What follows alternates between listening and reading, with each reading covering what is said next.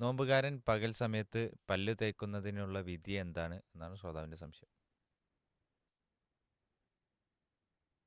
ഇവിടെ ചില ആളുകളൊക്കെ ഒരു ആശയക്കുഴപ്പം ഉണ്ടാക്കിയിട്ടുണ്ട്. നോമ്പുകാരെ സംബന്ധിച്ചിടത്തോളം അവർ പകൽ സമയത്ത് അങ്ങനെ പല്ല് തേക്കാൻ പാടില്ല. അതിന് പറയാറുള്ളത് നബി സല്ലല്ലാഹു അലൈഹി വസല്ലമയുടെ ഒരു ഹദീസാണ്.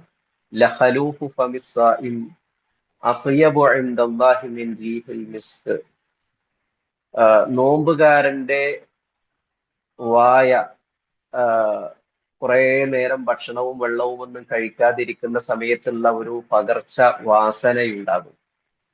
ഒരു ആ, നല്ലതല്ലാത്ത ഒരു വാസന വായിൽ നിന്ന് വരാൻ സാധ്യതയുണ്ട്. ആ ഒരു വാസന അതിന് അള്ളാഹുവിന്റെ അടുക്കൽ നാളെ പരലോകത്ത് എത്തുന്ന സമയത്ത് ആ, കസ്തൂരിയേക്കാൾ നല്ല വാസനയായിരിക്കും എന്ന് പറയുന്ന സ്വഹീഹായ ഒരു ഹദീസുണ്ട്. ആ ഹദീസ് സ്വഹീഹ് തന്നെയാണ്. അതുകൊണ്ട് ചില ആളുകളൊക്കെ നമ്മൾ പല്ല് തേച്ചാൽ ആ വാസനയൊക്കെ നഷ്ടപ്പെടില്ലേ, അതുകൊണ്ട് പല്ല് തേക്കരുത് എന്ന് പറയും. യഥാർത്ഥത്തിൽ അത് ശരിയല്ല.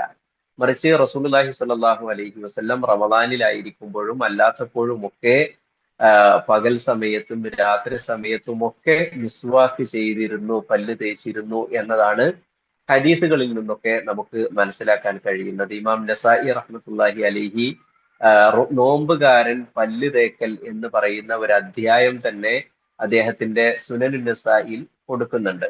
അതിൽ അദ്ദേഹം ഒരു ഹദീസ് കൊടുക്കുന്നത് റസൂലുള്ളാഹി സ്വല്ലല്ലാഹു അലൈഹി വസല്ലം രാവിലെ ആയാലും പകലിലായാലും ഏത് സമയത്തും പ്രവാചകൻ സല്ലല്ലാഹു അലൈഹി വസല്ലം പല്ല് തേക്കാറുണ്ടായിരുന്നു എന്ന ഒരു പൊതുവായിട്ടുള്ള ഒരു ഹദീസാണ്. റമദാനിലെ മാത്രമായിട്ടുള്ള ഒരു വിഷയം പറയാതെ ഈ ഹദീസ് അഥവാ ഏത് സമയത്തും പ്രവാചകന് പല്ല് തേക്കൽ ഇഷ്ടമായിരുന്നു എന്നത് അത് റമദാനിൽ മാത്രം പറ്റില്ല എന്നതിന് ഒരു തെളിവുമില്ല എന്ന് അർത്ഥത്തിലാണ് അദ്ദേഹം അങ്ങനെ ഒരു ഹദീസ് കൊടുക്കുന്നത്. അതുകൊണ്ട് റമദാനിന്റെ പകലിലാകട്ടെ റമദാനിന്റെ രാത്രിയിലാകട്ടെ പ്രത്യേകിച്ച് ഉച്ച കഴിഞ്ഞിട്ടുള്ള സമയത്താകട്ടെ അത്തരം സമയങ്ങളിലൊന്നും പല്ല് തേക്കുന്നത് വിരോധമില്ല എന്ന് മാത്രമല്ല, പല്ല് തേക്കുക എന്ന സുന്നത്ത് ആ സമയത്തെല്ലാം ഉണ്ട് എന്നാണ്.